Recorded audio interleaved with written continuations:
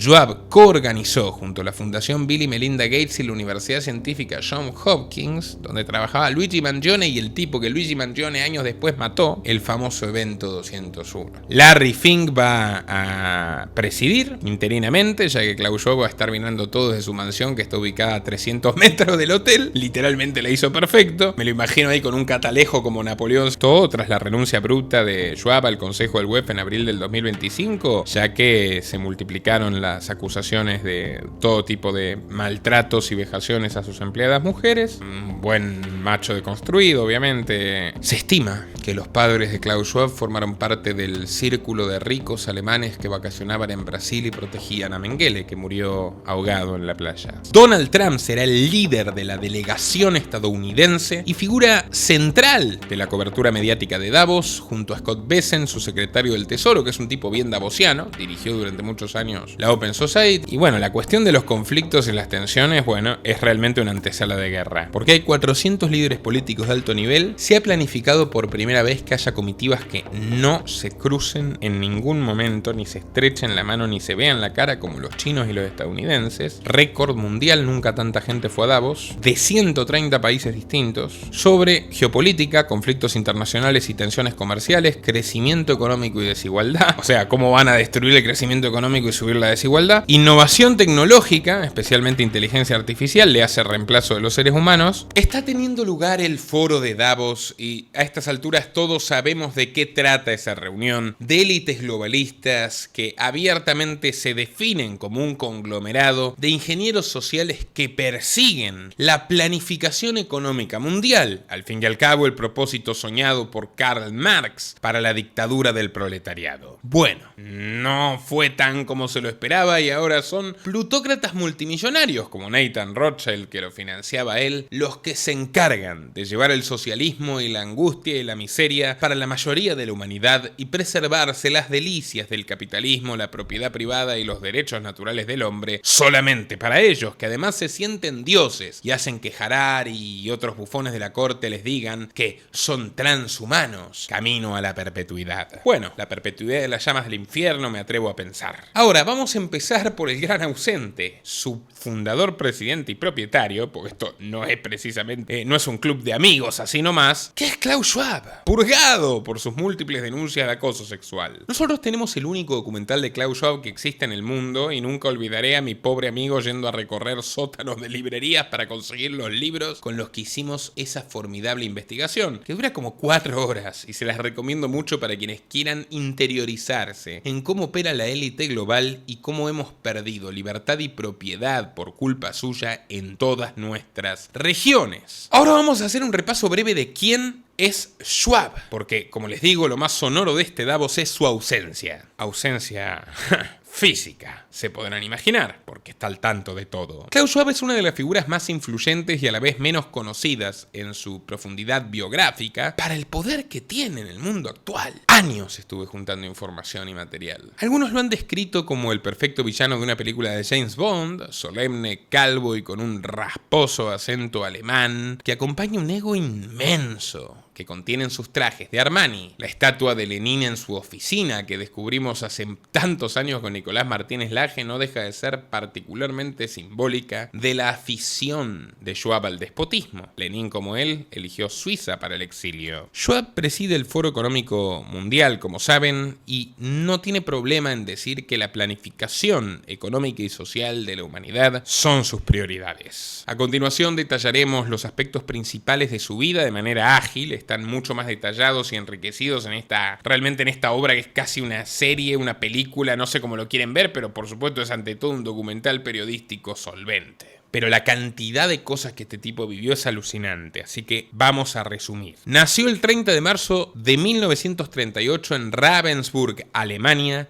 justo cuando el régimen nacional socialista consolidaba su poder. Su origen familiar está marcado por una inquietante dualidad entre la Suiza neutral y la Alemania hitleriana. Eugene Schwab, su papá, fue un industrial suizo-alemán que dirigió la fábrica Escher Wyss de Ravensburg. Bajo su mando, la empresa se convirtió en una proveedora indispensable para el esfuerzo de guerra nazi, fabricando turbinas para la temible Luftwaffe, la fuerza aérea que bombardeó Londres, por ejemplo, y lanzallamas utilizados contra civiles en la Unión Soviética. El proyecto Uranio es otra marca familiar importante, porque Escher Wyss también participó en el intento de Hitler de crear su propia bomba atómica, suministrando motores para la producción de agua pesada. Eugene Schwab gozó de privilegios extraordinarios, como viajar anualmente a Suiza, lo que ha alimentado múltiples teorías sobre su rol de doble agente o facilitador para que criminales nazis huyeran desde Suiza y a través de la Cruz Roja Internacional a la Argentina y Paraguay. ¿Qué tal? Bueno, un hecho particularmente sensacionalista vincula a la familia con Sudamérica en el pasaje más escabroso de su historia, ¿no? De la historia de los nazis en América. Eugene Schwab envió cartas a Klaus desde Cándido Godoy, Brasil, un pueblo conocido como la capital mundial de los mellizos, debido a una anomalía genética que el historiador Jorge Camarasa, sospechosamente fallecido, atribuye a los macabros experimentos realizados por el médico nazi Joseph Mengele tras su huida de Europa. Mengele estuvo en la Argentina, Mengele estuvo en Paraguay, Mengele murió en Brasil, tras pasar por Cándido Godoy y llevar adelante con pobladores humildes, muchos de ellos de descendencia alemana, experimentos tan violentos como los que perpetraba en los campos de concentración alemanes, donde por ejemplo le pinchaba el ojo con una aguja a un gemelo enfrente del otro para ver cómo reaccionaba. Se estima que los padres de Klaus Schwab formaron parte del círculo de ricos alemanes que vacacionaban en Brasil y protegían a Mengele, que murió ahogado en la playa. Tras graduarse como ingeniero mecánico en Zúrich y doctorarse en economía en Friburgo, Klaus Schwab buscó expandir su influencia en Estados Unidos siguiendo los consejos paternos, convencido de que Europa estaba condenada a la extinción, algo que probablemente no era cierto, pero lo fue, a modo de profecía autocumplida, tras el inigualable poder acumulado por su hijo.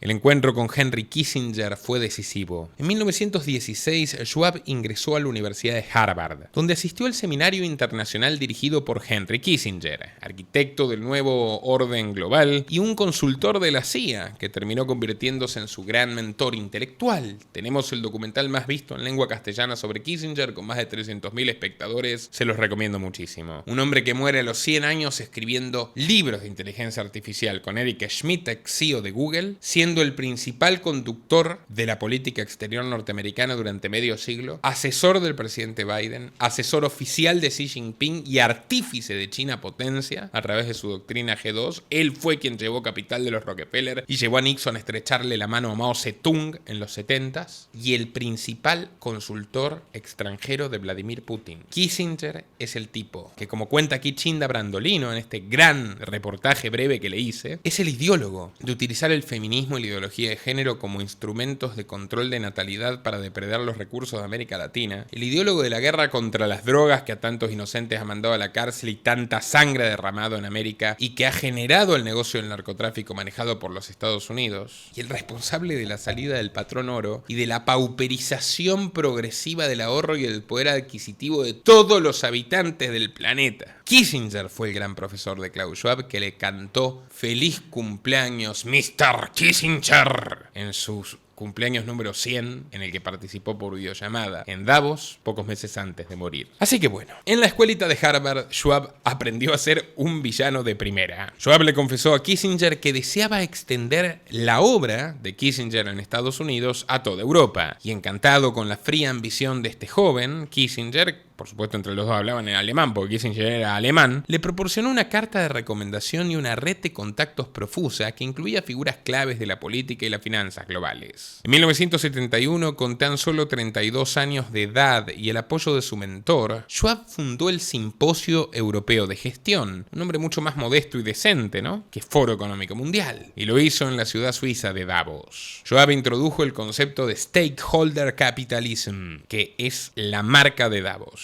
Las empresas no solamente deben responder a sus accionistas, que es lo que realmente deben hacer, sino actuar como ciudadanos globales, subordinadas a políticas públicas centralizadas, y por supuesto que es una trampa perfecta, básicamente, para aniquilar a los competidores y a las burguesías domésticas, estableciendo una tecnocracia global en manos de un grupo de locos que no les importa en nada la libertad, ni mucho menos el interés del consumidor. Entre los primeros asistentes figuraron 450 participantes de 31 países, muchos de ellos exalumnos alumnos de los seminarios de la CIA. Schwab logró atraer a la élite europea apelando a la soberbia del continente viejo que se eclipsaba ante el poder americano. En 1971 invitó a Gabriel Cohn-Bendit, líder de mayo del 68, demostrando su capacidad para absorber incluso a la izquierda radical dentro de su estructura de poder. Gabriel Cohn-Bendit, junto con Danny Cohn-Bendit, no solamente fueron los autores de mayo del 68, sino que dejaron a la posteridad el legado de su defensa de la y Daniel Rojo terminó trabajando como eurodiputado ecologista con doble nacionalidad, francesa y alemana, teniendo que moverse de manera sinuosa por distintos lugares de Europa, escapando de las polémicas que tuvo como maestro de jardín de infantes, y ahora trabaja abiertamente para George Soros, que lo patrocina, y han firmado juntos cartas públicas en diarios como Le Monde. En 1974, la emoción de Schwab lo llevó hasta las lágrimas tras escuchar al cura Helder Câmara, llamado el Obispo Rojo, brasileño creador, junto con Leonardo Boff, de la teología de la liberación, la cual inspira, según el propio Schwab, y lo dice su libro, que lo leí 2 veces, al gran reinicio. Uno de los capítulos más oscuros y determinantes de la vida de Schwab es su relación con Rusia y el ascenso de Vladimir Putin. De hecho, Putin es probablemente el mejor amigo que nunca ha tenido Klaus Schwab. En 1992, el Foro de Davos operó como el principal lobby occidental para las privatizaciones en Rusia tras la caída de la Unión Soviética. Allí, Schwab conoció a Putin, quien entonces era un oscuro exagente de la KGB que se había dedicado a robarle joyas a los judíos en Alemania del Este, amenazándolos por supuesto con la ejecución, que era la pena que recibirían por especuladores, y que se había convertido en el encargado de la oficina de negocios de San Petersburgo, mientras el alcalde, se embriagaba por allí. Schwab quedó tan impresionado por la ambición del tigre y la frialdad de serpiente que caracterizaban a Putin, que violó los estatutos de su programa de jóvenes líderes globales para permitirle ingresar con 40 años recién cumplidos, cuando el límite de la época eran 38. Schwab se rodeó de figuras como el mafioso Semyon Mogilevich, considerado por el FBI como el gángster más peligroso del mundo, quien asistía a Davos escoltado y participaba en mesas redondas. Según reportes, Schwab llegó a sentirse visiblemente incómodo cuando Mogilevich se acercó a su hija Nicole en una de las galas y le hizo sugerencias indecentes. Schwab ha logrado penetrar los gabinetes, en sus propias palabras, en medio planeta, a través de su programa de jóvenes líderes. Entre los nombres destacados y sus anécdotas se encuentran Justin Trudeau y Chrystia Freeland. Schwab se jacta de que la viceprimer ministra canadiense, que congeló las cuentas de quienes aportaron a las protestas pacíficas de camioneros contra el encierro masivo en Canadá y los pasaportes sanitarios, sigue ocupando un cargo en la junta directiva de Davos, y que las políticas de confiscación bancaria, básicamente de expropiación comunista de los ahorros de los canadienses y supresión de su libertad de expresión y su dignidad humana, son completamente compatibles con el programa davosiano.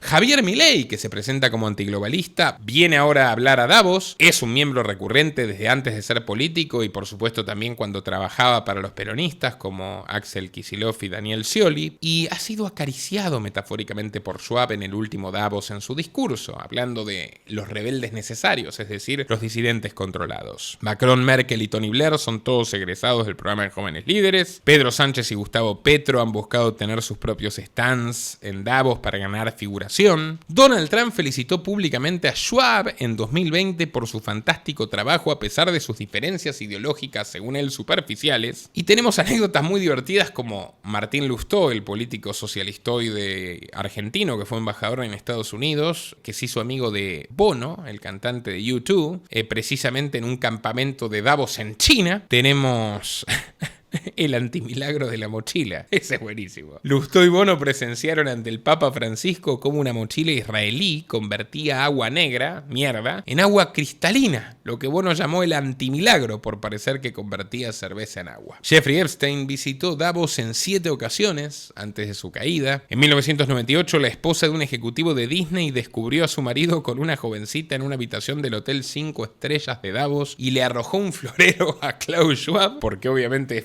famoso el servicio de las escort y las prostitutas de lujo que provee a los participantes. El ex secretario del Tesoro Larry Summers, ese que dijo que hay una lógica maravillosa en arrojar residuos tóxicos del primer mundo en el tercero porque la gente vive menos, le tiró su Samsung a los pies al secretario de la ONU Ban Ki-moon en un ataque de ira porque el teléfono funcionaba mal. Bueno, Schwab ha dejado claro su objetivo final a través de libros como El Gran Reinicio y la frase que se volvió viral y eterna ya para la memoria de todos los que pretendemos seguir teniendo algo, que es: no tendrás nada y serás feliz. Léase, nosotros tendremos todo. Su asesor principal, Yuval Noah Harari, es un auténtico hacker humano. Harari proclama que el libre albedrío ha terminado y que la tecnología permitirá hackear a las personas para que los gobiernos tomen decisiones por ellos. Schwab promociona, con la ayuda de celebridades como Nicole Kidman y Angelina Jolie, la sustitución de la carne vacuna por proteínas de insectos, una política que ya se asoma en países como Argentina, donde se venden hasta el día de hoy fideos de grillo subvencionados por el gobierno, el milagro de Milei. Impulsa Schwab el modelo de confinamiento perpetuo, donde los ciudadanos no pueden salir de un radio local de 15 minutos a pie sin permisos o multas, sistema de crédito social chino que Schwab admira públicamente y que ya se ha aprobado en el condado de Oxfordshire, donde la gente se ha rebelado, por ejemplo, y arroja piedras contra las cámaras, incluso creo que incendiaron el ayuntamiento. Y en octubre de 2019, apenas 5 semanas antes del primer brote del COVID-19 en Wuhan, Schwab coorganizó junto a la Fundación Bill y Melinda Gates y la Universidad Científica Johns Hopkins, donde trabajaba Luigi Mangione y el tipo que Luigi Mangione años después mató, el famoso evento 201. Un simulacro de crisis mundial de salud por coronavirus que todos consideran una prueba definitiva de su maravillosa capacidad de planificación anticipada. A sus 86 años de edad, Schwab dejó la presidencia ejecutiva del foro, un foro que tiene mucho que ver con un gran libro de la literatura clásica que les recomiendo mucho, de Thomas Mann, La montaña mágica. Gente que termina aislándose de la realidad en esas mismas montañas suizas, ¿no? Perdiendo noción del valor de la vida en un nihilismo perfecto mientras el mundo arde. La única diferencia es que en este caso lo hacen arder de manera entusiasta, así que solamente pasan un par de días en esa montaña y vienen con ánimos recargados para hacer el mal.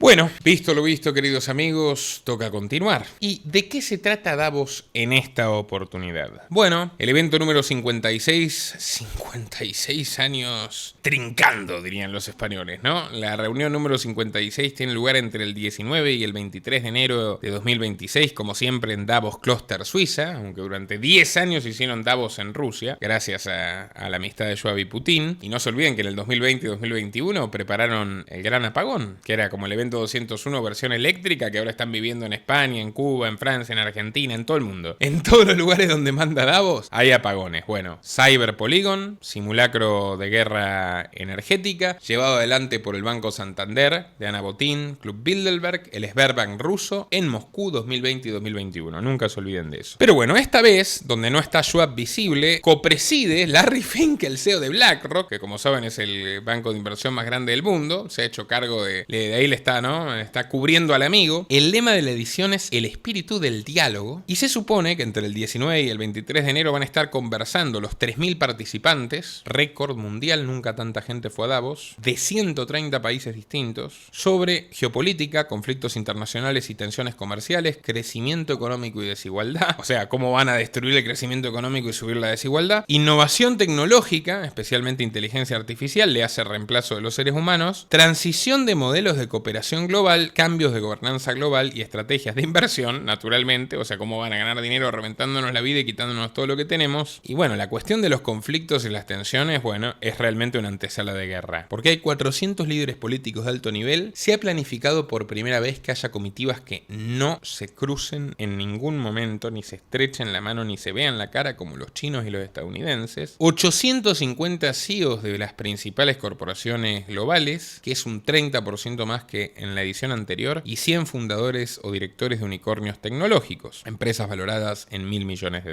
Donald Trump será el líder de la delegación estadounidense y figura central de la cobertura mediática de Davos, junto a Scott Bessent, su secretario del Tesoro, que es un tipo bien davosiano, dirigió durante muchos años la Open Society. Ustedes saben que este canal es totalmente pro-gay, pro-libertad gay, pro-matrimonio gay, pero se supone que el movimiento trumpista no. Scott Bessent está casado con un fiscal demócrata, tienen 2 hijos, trabajó 15 años, como les dije, para Soros, y es una figura un poco extraña en el gabinete conservador y etcétera de Trump, pero bueno, al fin y al cabo, ¿qué es Trump sino un proxeneta de lujo, cliente de Jeffrey Epstein, que estuvo afiliado al Partido Demócrata hasta 2009? También pasará Emmanuel Macron, que está peleado a muerte con su esposa, 20 años mayor, que le anda haciendo juicio a todo el mundo por la cuestión de las acusaciones de transexualidad. Rachel Reeves, canciller de Exchequer, que es ministra de Hacienda. Ursula von der Leyen, naturalmente, la eterna presidenta de la Comisión Europea, la Führer von der Leyen. Zelensky, el actor, pronto a retirarse en su mansión de Italia. Javier Milei, el bufón de la corte, amigo de Schwab y de Trump, amigo es un decir. Kashim Shettima, vicepresidenta de Nigeria. Y por supuesto, ¿cómo no? ¿Qué creían? Kirill Dmitriev, el enviado especial del Kremlin, que era un tipo que literalmente le servía el café a Schwab y a Putin en los años 90, ¿no? Desde el riñón putinista. Larry Fink va a presidir interinamente, ya que Klaus Schwab va a estar mirando todo desde su mansión, que está ubicada a 300 metros del hotel. Literalmente la hizo perfecto. Me lo imagino ahí con un catalejo como Napoleón se subía a las montañas a ver qué tal funcionaba la artillería. Y bueno, vamos a ver. ¿Habrá predominio geopolítico de Estados Unidos en Davos? Trump intenta que sí. Quiere coparle la agenda a los chinos. Récord de líderes presentes. Larry Fink va a tratar de dar un enfoque un poquito más comercial y menos ideológico, porque él mismo fue el que inventó esta cuestión de obligar a las empresas de todo el mundo a través de la presión de BlackRock como accionista a meter feminismo y ecologismo, y él mismo está empezando a dar un pasito para atrás con esta locura, que no le ha funcionado para nada. Pero el mundo está jodido, hay cosas más importantes que las cuotas de género y el ecologismo, como podrán imaginarse. Parece que esto va a ser un Davos de derecha, fundamentalmente, y bueno, todo tras la renuncia bruta de Schwab al Consejo del WEF en abril del 2025, ya que se multiplicaron las acusaciones de todo tipo de maltratos y vejaciones a sus empleadas mujeres. Un buen macho deconstruido, obviamente, Klaus Schwab. Y vamos a ver qué pasa. Se lo vamos a seguir contando en Los Liberales, en este lugar donde ustedes pueden encontrar la información que en ningún otro sitio les darán con este rigor y con esta exhaustividad. Razón por la cual, amigos, es fundamental que nos apoyen desde tan solo $3 mensuales en patreon.com/Nicolás Moraz. Y ojo, quienes tengan capital, no estamos hablando de millones, pero quienes tengan, por ejemplo, $200.000 y ganas de huir de Davos y de la agenda criminal tecnocrática de Europa, Norteamérica y lamentablemente que está infestando a casi toda América Latina, sepan que Paraguay es un gran destino de libertad, como lo cuento en mi documental. Paraguay es el mejor país del mundo para quienes amamos la libertad, lo saben los muchísimos europeos que están viniendo en masa, los muchísimos argentinos que están viniendo en masa, los muchísimos uruguayos que están viniendo en masa. Y a fines de abril vamos a estar realizando una interesantísima reunión a partir de un club de inversores que buscan precisamente la libertad y el respeto a su propiedad privada. El ticket es de $200.000 de inversión en adelante, y quienes estén interesados pueden contactarme en Patreon adquiriendo nuestras videollamadas que cuestan $100 para conversar del tema y eventualmente proceder. Seguramente también habrá otro evento de estas características para fin de año, pero el primero es en abril. El tiempo corre, amigos, los cupos son muy limitados, así que patreon.com/Nicolás Moraz y seguiremos informando. Hasta la próxima.